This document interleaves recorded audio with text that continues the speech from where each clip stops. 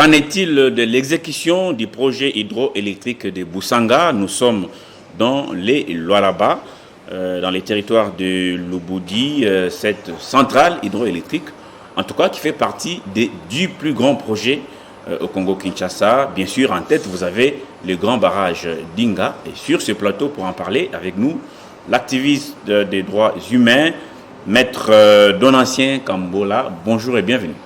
Merci de votre invitation et bonjour.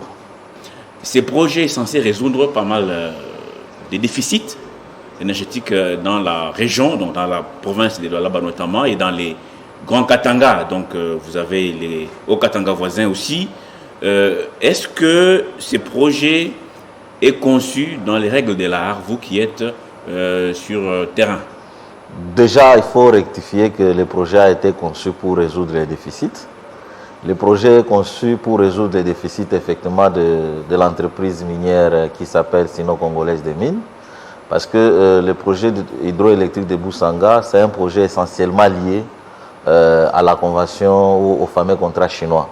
Et donc, on a évalué, on a considéré que dans le fonctionnement de la SICOMINE, celle-ci avait besoin de combler les déficits énergétiques.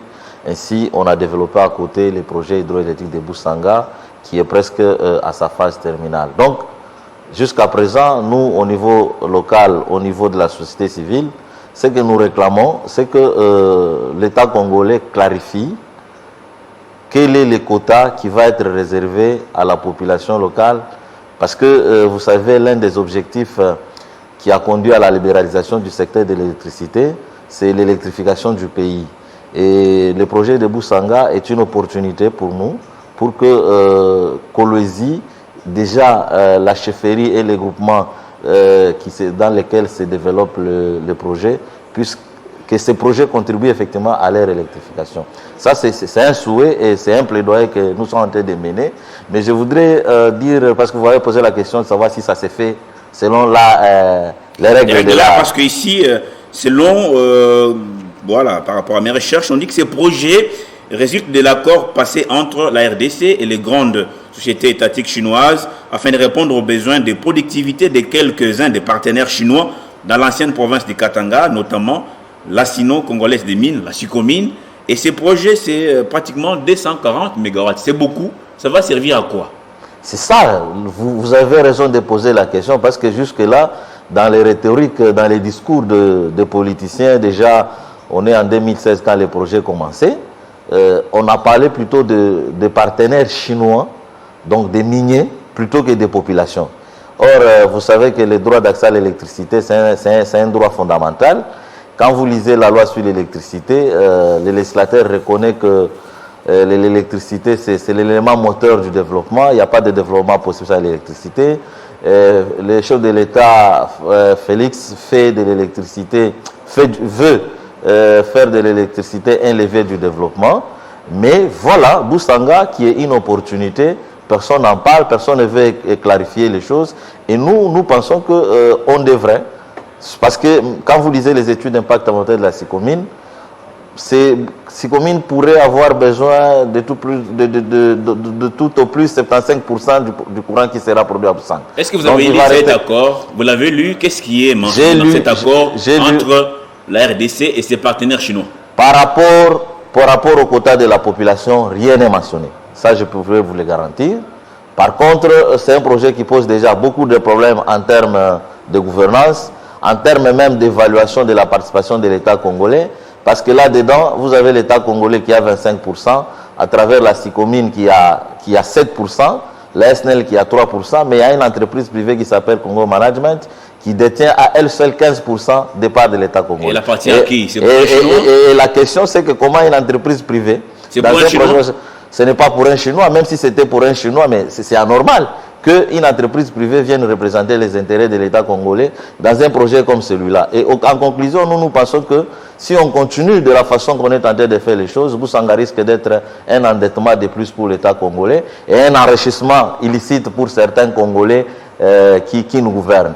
Mais je voudrais, si vous permettez, sur Boussanga, aujourd'hui, l'actualité, c'est les droits des communautés locales. Notamment les cultivateurs. Les cultivateurs, déjà en avril déjà avril 2021, et même lors du passage du chef de l'État à Kolwezi, le chef de l'État a promis à la population de Kolwezi le gagnant-gagnant. Ça signifie que dans l'exploitation de nos ressources, il faut que les populations riveraines se retrouvent. Mais Boussanga, jusqu'à présent, démontre les contraints. C'est comme ça que nous appelons vraiment à l'implication du chef de l'État, au gouvernement congolais au niveau national, aux parlementaires congolais, que nous avons là un projet d'envergure nationale qui malheureusement est en train de détériorer la vie des communautés riveraines. Vous savez qu'au niveau de Kinshasa, on prétend que dans la zone d'exploitation de Boussanga, il n'y a aucune activité de substances humaines. Et pourtant, dans la zone, il y a les premiers occupants qui ont toujours été là. En 2019, on a détruit 3 villages. Et on l'a détruit 3 villages de façon illégale. Est-ce qu'on respecte les droits de la population locale, notamment les cultivateurs? Parce que s'il faut les délocaliser, il y a des mécanismes appropriés. Non, on ne respecte rien parce que la loi sur l'électricité donne le préalable. Déjà, il faut déclarer la zone comme une zone d'utilité publique. Il faut exproprier la zone. Et avant d'exproprier, il faut faire l'état des lieux de la zone.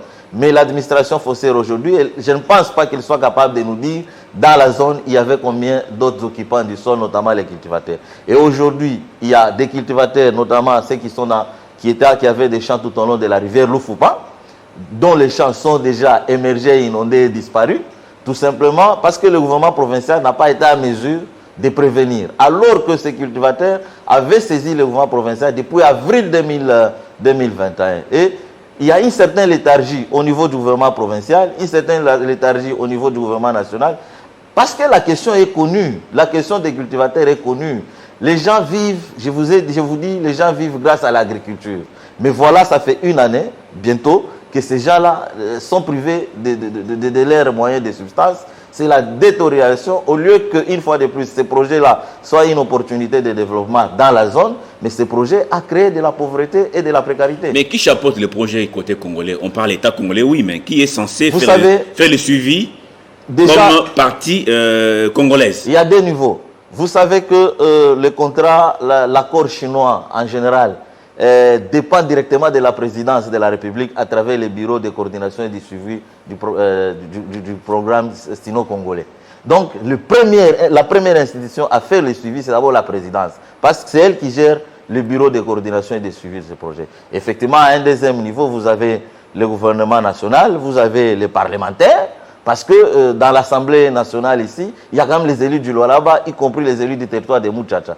Que disent-ils par rapport à la précarité dans laquelle se retrouvent les populations qui vivent dans la zone où se déroule le projet de Boussanga? Il y a des gens qui n'ont plus de champs aujourd'hui. Il y a des femmes et des hommes qui n'ont plus de champs comme s'ils vivaient sur une terre étrangère alors qu'ils sont chez eux au Congo. Il n'y a aucune autorité qui les protège. Au niveau provincial, on justifie l'inaction au motif que c'est Kinshasa qui gère. C'est Kinshasa qui donne les ordres. Semble-t-il le projet est très politisé, si bien que Madame le vice-gouverneur est incapable de prendre des mesures adéquates pour ne serait-ce qu'obtenir l'indemnisation et la réparation en faveur des victimes.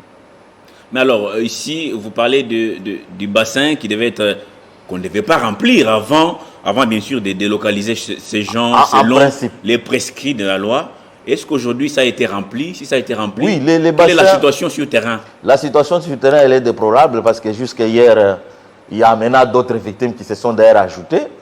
Déjà, quand on a lancé l'opération de remplissage du lac de retenue du barrage hydroélectrique de Boussanga, les communautés ont commencé à alerter d'abord elles-mêmes et à travers les organisations de la société civile. Je vous informe que ces communautés sont en contact avec le bureau de l'Assemblée provinciale du Lualaba. Les députés ont effectué même les descentes.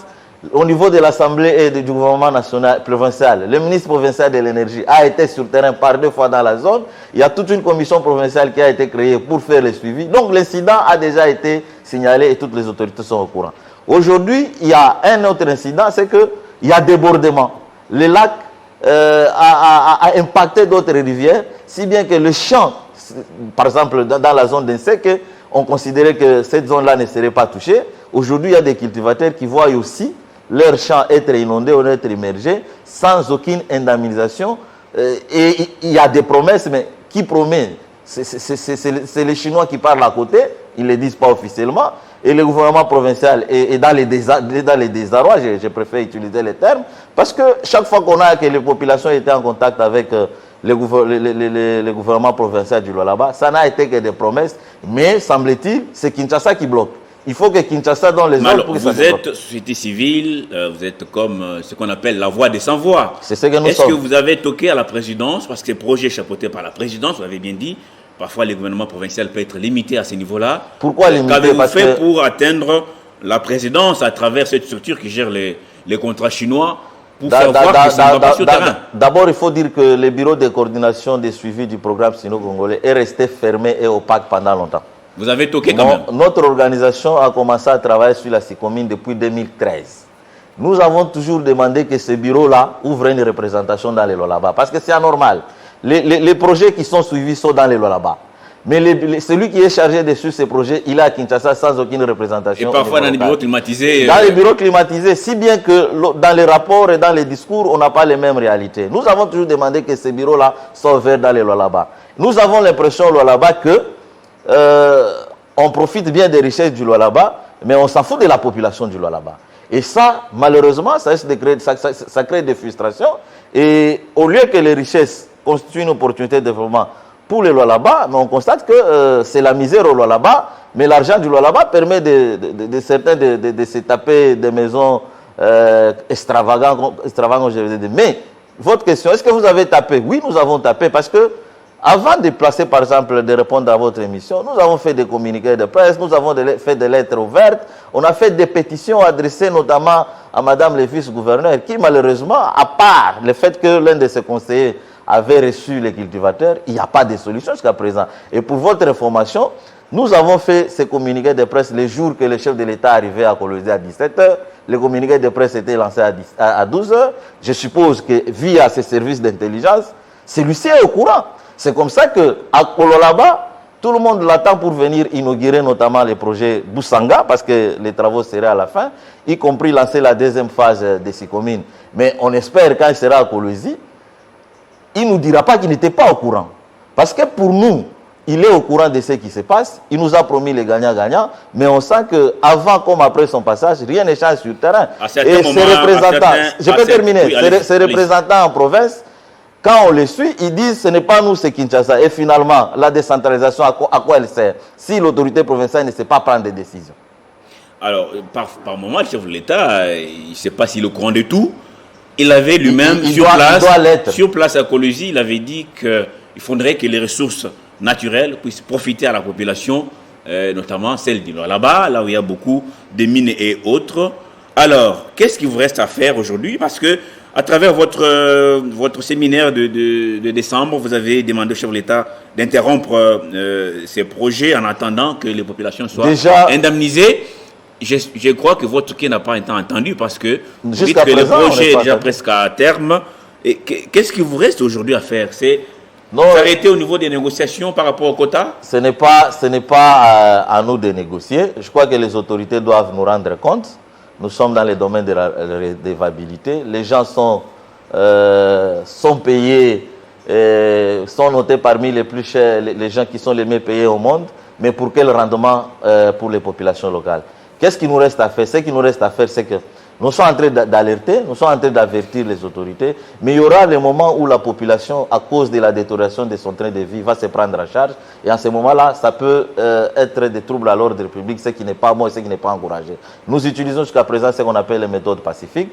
Moi, j'en appelle à l'implication du chef de l'État, j'en appelle à l'implication du gouvernement national, j'en appelle à l'implication du Parlement, j'en appelle à l'implication du gouvernement provincial lui-même, tout en signalant que celui-ci s'est déjà montré incapable de prendre des mesures adéquates, parce que le gouverneur vit à côté des psycho-hydro, mais la situation sur le terrain continue à se détériorer. Quels sont les villages exactement touchés par cette détérioration? Aujourd'hui, je peux parler des habitants du village Mongaluboza, plutôt du village Watamalonda. Je peux parler des villages Wafinya. On ajoute les gens qui sont en Seke, tout en disant que 3 villages ont disparu, ont été détruits illégalement par le gouvernement provincial en 2019. Il s'agissait du village Mongaluboza de Kamalenge 48.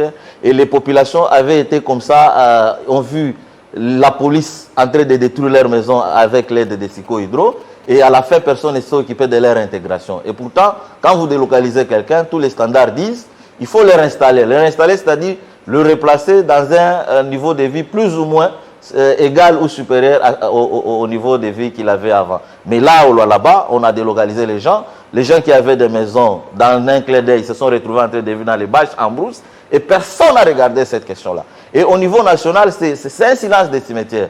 Quand il y a eu changement, de régime avec l'alternance, nous avons cru au là-bas que l'alternance apporterait une autre façon de faire dans les choses, notamment le renforcement de l'état de droit et le renforcement et le rétablissement de l'autorité de l'État pour protéger les populations locales. Mais je suis désolé, je constate que 3 ans après, on continue à délocaliser les populations comme on l'a toujours fait, sans violer, c'est-à-dire sans respecter les droits. Soit on verse les immunités, ce sont les sommes modiques, soit finalement personne ne s'occupe de l'arrestation de la population. Ainsi, dans les lois là-bas, les gens sont en train de vivre dans une précarité inouïe. On a toujours l'impression que ceux qui sont dans ce que vous appelez société civile, y compris nous-mêmes d'ailleurs, parlent un peu beaucoup, dénoncent des choses. Et une fois qu'ils sont placés aux commandes de certaines structures, c'est le même comportement. Qu'est-ce que vous répondez par rapport à ça? Non, ce que je réponds, c'est que tant qu'on ne prendra pas conscience qu'on est une nation, tant qu'on ne prendra pas conscience que quand on a le pouvoir, c'est d'abord pour résoudre les problèmes de la société et améliorer les conditions de vie des populations, on risque effectivement de se comporter comme tout le monde. Et effectivement, nous avons espéré qu'avec l'alternance, avec les changements, qu'il y aura effectivement un changement dans la façon de protéger les communautés locales vis-à-vis de l'exploitation vis-à-vis de l'exploitation minière. Mais malheureusement, la situation est la même. Alors, est-ce que c'est la même responsabilité entre ceux qui dirigent la société civile? Je pense non. Nous faisons notre travail, celui de dénoncer, et on ne va pas se taire, quels que soient les reproches qu'on peut nous formuler. Mais ceux-là qui sont de l'autre côté sont en train de toucher des gros salaires. Des gros salaires qui ne touchent pas un ancien militaire. Et c'est pour quelle prestation? Vous pouvez être organisation non gouvernementale, société civile. Là derrière, il y a des grandes puissances parfois qui vous manipulent. On a vu certains mouvements. On a vu certains mouvements dits citoyens, comme si le combat était innocent. Après, on a découvert que derrière ces mouvements citoyens, il y avait des mains sombres qui manipulaient leur propre guise. Moi, je vous invite à ne pas relayer ce genre de théories parce que c'est finalement un échappatoire. Nous parlons de notre pays, nous parlons du respect de nos textes, nous parlons de l'intérêt des Congolais. Vous et moi, nous sommes nés tous après l'indépendance. Nous n'allons pas donc accepter que nous puissions être colonisés par nos propres frères ou sinon par les investisseurs qui viennent exploiter les minerais chez nous. Et parce que si on fait les bilans, on se regarde dans les droits, dans les yeux en tant que Congolais, reconnaissons que la gouvernance de notre pays est très faible. Et pourquoi on va prendre les champs d'un cultivateur sans l'indemniser ni les consulter au préalable? Qui doit les protéger sinon l'État congolais? C'est tout simplement parce que dans la zone, les gens sont encore pacifiques. Ailleurs, ça serait déjà des soulèvements et des troubles sociaux. Vous êtes en train d'appeler les gens à la révolte là? Je n'appelle pas les gens à la révolte, mais je les appelle à la prise en charge face à l'inaction de l'État congolais. Et ici, j'ai dit, c'est le gouvernement provincial, c'est le gouvernement national, c'est les parlementaires qui sont élus pour faire des plaidoyers au nom de leur base. Mais malheureusement, quand vous allez dans la zone, c'est depuis 2019 que les gens sont en train de Vous aviez contacté, parce que là c'est pour terminer, avant la dernière question, vous avez contacté les élus locaux de tous ces villages qui sont touchés, ou même un des élus nationaux, par exemple? Je ne voudrais pas m'appesantir sur les élus parce que les gens risquent de croire que je les fais une concurrence déloyale. Mais vous pourriez les inviter, poser-leur la question sur le sujet. Combien auront le courage de vous parler? Parce que ce sont des élus, ils sont en vacances par exemple à ce moment ici. Je suppose qu'ils sont en contact avec leur base. Mais la situation date depuis 2019. Elle n'a pas commencé aujourd'hui. Nous avons alerté certains élus, d'abord sur plusieurs aspects de Boussanga, parce qu'aujourd'hui je ne fais que m'appesantir sur la question des communautés locales, les indemnisations et les quotas. Mais il y a aussi la question même de transparence. Je vous ai parlé du Congo Management, qui est une entreprise privée qui représente les 15% de l'État congolais. J'aurais bien voulu que les députés du Lolaba lancent les débats au niveau du Parlement pour qu'on en parle, pour qu'on sache de quoi il s'agit. Parce que plusieurs contrats en rapport avec ces projets restent aussi cachés et opaques alors que ça devait être dans les domaines publics, comme le dit la loi.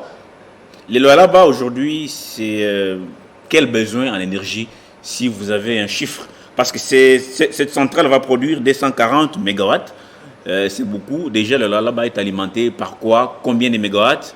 Il faudra ajouter combien? Et combien vous attendez soutirer de ces grands projets de Boussanga? Là, c'est pour terminer. Le Lolaba est sous-approvisionné en matière d'énergie. Quand je prends seulement la vie d'écologie, les besoins sont énormes. Et aujourd'hui, le projet Boussanga, Sicomine a déjà annoncé qu'elle utilisera plus ou moins 175 ou 180 MW. Donc il y a plus ou moins 30 qui vont rester un peu non utilisés. Et nous proposons, nous demandons d'ailleurs aux députés provinciaux du Lualaba de nous accompagner dans ces plaidoyers. Nous proposons que ça soit donné à la province pour que la province, à son tour, puisse faire la distribution à travers la province. Mais il ne faut pas oublier que les gens qui vivent dans les groupements Wakipindi, qui est la communauté directement touchée par ces projets-là, doivent avoir quand même un quota d'un courant. Parce que c'est ça développer la population grâce aux richesses qu'elle leur a données. On ne va pas continuer à avoir des projets comme les Inga qui prenaient du courant à Inga pour amener au Katanga et les gens en train de vivre, de voir seulement la ligne passer. Notamment au Grand Kassai. Et les gens sont restés sans courant. Il faut qu'on change cette façon de faire. Il n'y a aucune lampe qui s'allume. Donc pour moi, le plaidoyer est celui-là, mais l'urgence qu'on indemnise les cultivateurs qui restent ici et l'État congolais se montre indifférent, mais c'est beaucoup plus la province. Mais pour ça, je comprends que Mme Fifi, État intérimaire, limité à la gestion des affaires courantes, ne puisse pas avoir tous les pouvoirs pour prendre des décisions, que Kinshasa l'accompagne. Merci beaucoup, maître Don Ancien Kambola Lengue, activiste des droits humains, installé dans les Lualaba. Oui, c'est bien de lancer des cris d'alarme. D'ailleurs, sur ces plateaux, nous aurons dans quelques jours un des élus locaux pour venir nous parler de ces projets, ces grands projets hydroélectriques de Boussanga. Merci d'avoir été les nôtres. Merci. Merci à vous. Restez branchés sur Télé 50 pour la suite de nos programmes. Au revoir.